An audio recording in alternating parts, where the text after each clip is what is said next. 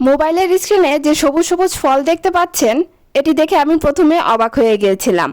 আমি প্রথমে চিনতে পেরেও চিনতে পারছিলাম না, কারণ এটি আমরা সচরাচর দেখি না। তবে হ্যাঁ, আমাদের নওগাঁ জেলাতেই এটি এখন চাষ হচ্ছে।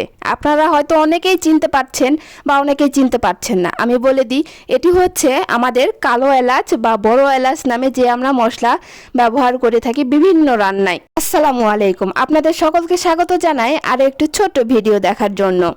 আশা করছি আপনারা সবাই খুব খুব ভালো আছেন। আল্লাহর রহমতে আমিও খুব ভালো আছি। আপনারা হয়তো অনেকেই জানেন এটি এখন বিভিন্ন জেলাতে চাষ হচ্ছে। কালো এলাচ চাষে আলাদা করে কোনো জায়গার প্রয়োজন হয় না। এটি স্যাঁতস্যাঁতে জায়গাতে খুব ভালো ফলন দেয়।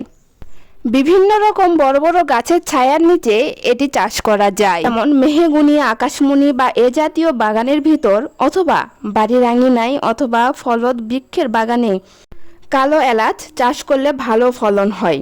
কালো এলাচি একটি কন্দ জাতীয় চিরসবুজ উদ্ভিদ। এই গাছের গড়ন অনেকটা আদা গাছের মতো হলেও আদা গাছের চেয়ে অনেক লম্বা হয়। আপনারা যেটি স্ক্রিনে দেখতে পাচ্ছেন, কাঠির মতো কাণ্ড, পাতা হয় কাণ্ডের উপরের দিকে, ফুল ও ফল কাণ্ডের গোড়া থেকে হয়। বয়স্ক কাণ্ড যখন শুকিয়ে যায়, গোড়া থেকে আবারও নতুন গাছ বের হয়।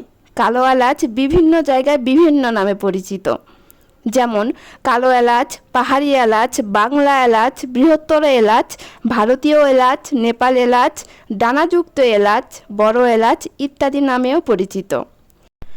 এটি একটি বহুবর্ষজীবী ভেষজ উদ্ভিদ। এর বীজের শুঁটি একটি শক্তিশালী কর্পূরের মতো গন্ধযুক্ত। শুঁটিগুলো মশলা হিসেবে ব্যবহার করা হয়। সবুজ এলাচের শুঁটির মতোই কিন্তু ভিন্ন স্বাদের। সবুজ এলাচের বিপরীতে এই মশলাটি খুব কমই মিষ্টি খাবারে ব্যবহৃত হয়।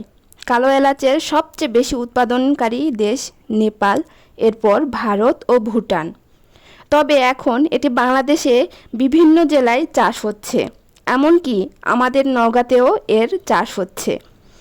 এটি জেনে খুব ভালো লেগেছিল এবং সর্বপ্রথম এই গাছটি আমি নিজে চোখে দেখে, ফলগুলো দূর থেকে দেখে মনে হচ্ছিল যে ফলটি আমি চিনি, বাট চিনতে পারছিলাম না। কাছে গিয়ে একজনকে জিজ্ঞেস করে দেখি যে হ্যাঁ, এটি বড় এলাচের গাছ এবং বড় এলাচ ধরে আছে। আপনারা সেটি দেখতেই পাচ্ছেন।